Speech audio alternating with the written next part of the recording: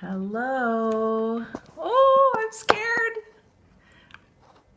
Welcome, replay people, if you're coming in now. Here's a little something before we get started. Take a nice breath in and a nice breath out. And welcome to my Periscope.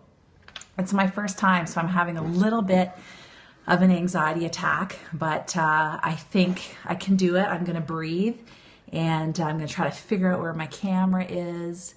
And I just want to welcome you. I'm going to talk today about my top tips for seasonal depression, which is definitely kicking in right now as we speak, especially if you're located in Canada. If you're somewhere where there's a lot of rain or there is a lot of darkness, then now's the time. And the really good thing about seasonal depression is, and depression in general, if you can figure out when you're going to go into it, you can do so many things to prevent yourself from going into that deep hole. So let me tell you a little bit about myself and who I am. If you're one of my Twitter followers, I'm so excited to have you. Really excited to Periscope for the first time and talk to you about some of the things that I do. I am a wellness strategist. So really what that means is I help people overcome areas of challenge in their life so that they can have their best lives possible. And I'm trained as a social worker, so that's my background. But really what I love doing is helping people figure out where there are challenges in their life and where they can make changes. So to me, I don't see people as bad or as deficient in something for having some kind of a mental health struggle. Most people will struggle with mental health at some point. Thank you for the hearts. I see purple hearts. That's very nice. And please feel free to share, especially if you know people that struggle with seasonal depression. So I apologize because I can't even remember. I think I told you my name. I'm Robin Westfall. I'm located in Kingston, Ontario. You can probably see that. And one of the areas that I specialize in is depression and anxiety and stress. And I think stress is such a huge problem, but so is depression. And I'm very excited to talk to you about my top tips for seasonal depression in particular. So I won't be too long on the scope. I'm just going to give it to you straight up. A lot of the things that I'm telling you for seasonal depression is also good for depression in general. It's good for anxiety in general, stress in general. When you feel stress or depression coming into your life, it's a sign that something is the matter. And in Canada or in a dark climate, if you're in a dark climate or someplace where there's a lot of rain, we can be very impacted just chemically, biologically. Our bodies are impacted by the change in the light. So my first top tip that is so helpful for seasonal depression and depression and stress in general is getting enough rest and sleep. And it kind of sounds like a no-brainer, but it's amazing. I mean, even last night, I worked late and I couldn't get to bed before midnight. And then I had to get up at 6 this morning. So to me, that's not enough sleep. Your body will respond if you don't have enough sleep. And the interesting thing about seasonal depression is what we know in the winter months, in the dark months, we need about an extra hour of sleep a night. So generally, if you require 8 hours of sleep, you'll need 9. If you're a 6-hour sleeper, normally you'll need 7. The same is true for kids. Kids need to have rest, especially teenagers. I have teenagers myself, so I'm passionate about their wellness. They don't get enough sleep. They often are up late. It's just their biology, and then they have to get up early for school, so it's very challenging. So my first tip is get enough sleep and get enough relaxation. Try to limit what you're doing in the evenings and get to bed a little bit earlier, at least resting, because when you're not sleeping properly and when it is dark, our brain chemistry changes. And if you're not sleeping well, you're going to feel more depressed and you may actually feel more anxious. The second best thing you can do for depression and seasonal depression is to get some exercise. So again, everyone knows this, and it's always at the bottom of our list in terms of priority. But I would really encourage you to get exercise anyway. I have to say, I hate exercise, but I force myself every day. I'm such a believer in this that I get up and I have a workout from 6:30 till 7. I live in the country. I don't have to leave the house. I have everything ready. I have my weights. I do some Tabata. Like I get 7-minute workout app. It's really great. You can even just run up and down your stairs if you have stairs a few times. You get your heart rate up. All of that changes your brain chemistry, which is so important for depression. And it's hard to get up in the morning when it's dark like that, but you will feel better. If you struggle with the seasonal effect of depression, then getting some exercise is definitely going to help you. So the first tip was getting rest. The second tip is getting exercise. You don't have to get a lot of exercise. Just even get a 10 or 15 minutes of an intense cardio where you get your heart rate up. If you've never exercised before, talk to your doctor.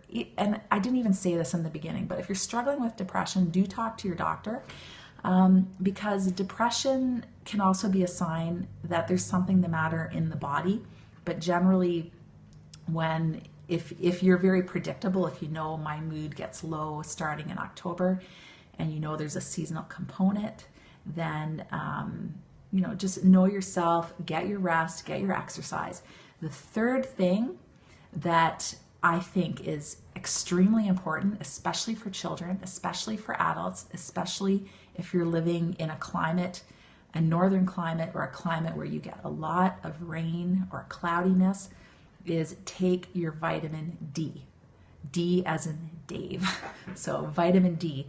We are mostly deficient in vitamin D, and we don't really know a lot about it in terms of the medical community, but there's lots of naturopaths who study vitamin deficiency, and some medical doctors do study chemical deficiency in the body as well, or vitamin deficiency in the body. And vitamin D it's a very difficult thing. If you have a vitamin D deficiency, which can be from lack of light, or it can be from a milk allergy if you don't ingest milk, or if you're vegan and you don't have milk products, then do make sure that you have vitamin D in your diet.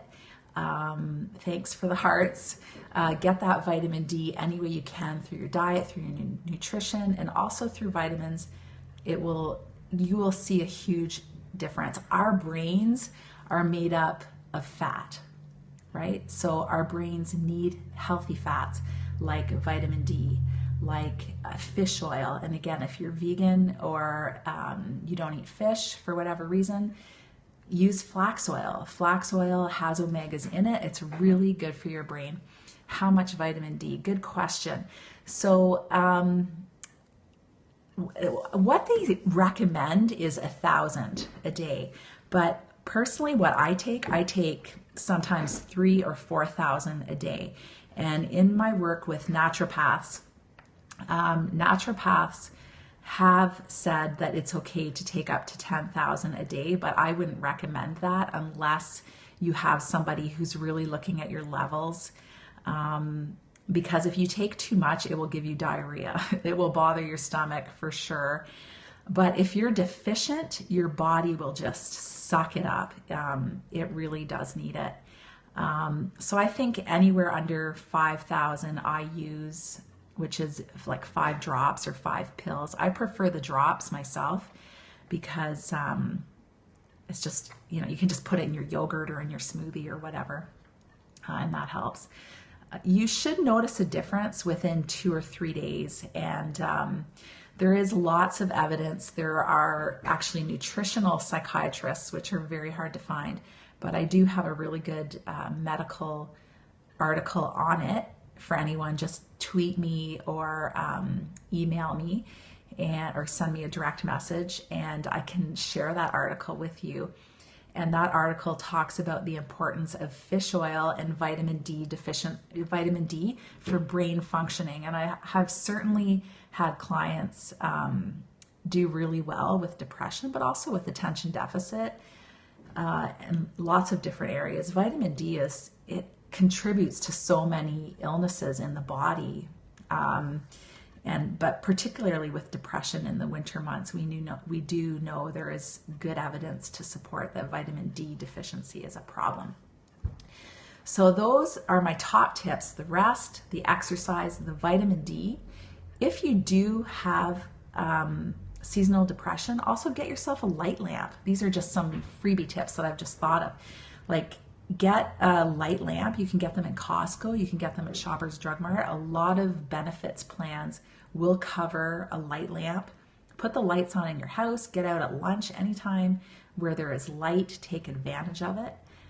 The fifth thing you can do is do things every day that make you feel good. So if you know your energy is tired in the evening, but you really enjoy watching a movie, or you really enjoy reading a book or doing some art, then do those things. Make time for it every day.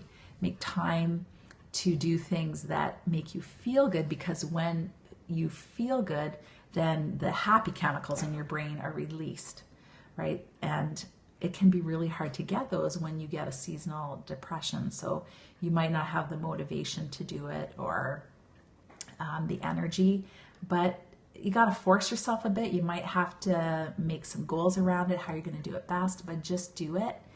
If the day is nice, get outside and do your best to just enjoy the outdoor. If you can make some physical activity there, that is great.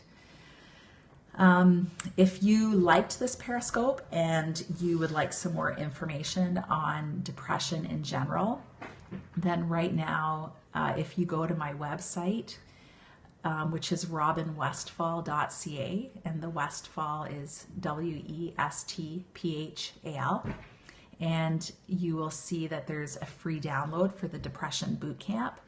Then you can get my free workbook right now, and it's more of a holistic look at depression, but I'm not against medication. I think medication can be very effective for depression. So do talk to your doctor if you're struggling with the depression, and also know that there are things that you can do that can make you more resilient to depression, especially in the winter months. So go to my website. You can also find it on my Facebook page, which is Lovely Life CA, and I have it just listed there. I posted it I think on Sunday, so I was thinking it's 2 days. It's 4 days ago now. But you can find it there, and if you click on it, you just got to pop me your email address and I will send you that workbook, and I hope that you find it interesting and helpful. It has my top tips, again, for depression, and the things that you can do that are effective, that have been researched, and you can get on top of it before the days get really dark. I know November can be just a crazy month for depression. Christmas kind of gives it a little bit of break, or the holidays, but November is such a dark month. Anyways, any questions about any of those things? I've just kind of been talking and rambling, but if you have any questions for me, I would love to answer them. Anybody? Okay, well, if you just joined in, my top tips, again, are get some rest and relaxation. Your biology needs it. We actually need an extra hour of sleep in the winter months when it gets dark. Get exercise, even 10 minutes. It doesn't have to be a lot. It doesn't have to be fancy. Get outside, walk your dog, do something that elevates your heart rate, because then you are releasing all of the good chemicals in your brain. Take your vitamin D. Take a fish oil or a flax oil, just because that is really good for your health. You'll feel better. It's almost like putting a down jacket on yourself. It's very effective for mood. And then do things every day that make you feel good. And if it's a nice day, make sure that you get outside. And yeah, so I will be talking some more about seasonal depression, and hopefully on Periscope, where you can download my book from my website. And thank you for that. Thanks for the comments. I hope you find it helpful. If you have particular questions, do feel free. I can stay on for another minute anyways, and talk to you about my thoughts on seasonal depression. Depression's horrible. It's such a beast. And I think it's so important to notice what the signs are for you. Everybody's kind of different, but you might notice that you have less energy, or some people might actually get body pain, or you can't sleep, or you oversleep. So just know what your signs are, and then as soon as you notice those, get a regimen going. Like, get yourself on the vitamin D, get extra rest, be compassionate to yourself, do things that make you feel good, and really try to make time for them, and get outside. If you can, in the middle of the day, get outside. If you're a shift worker, that can be really challenging, because then you're sleeping through the light, and the only time you're awake is when it's dark, and that's really challenging. So anyways, if you like this, thank you. Thanks for the hearts. I really appreciate it. And you can download my free workbook, like I said, on robinwestfall.ca, or through my Facebook page at Lovely Life CA.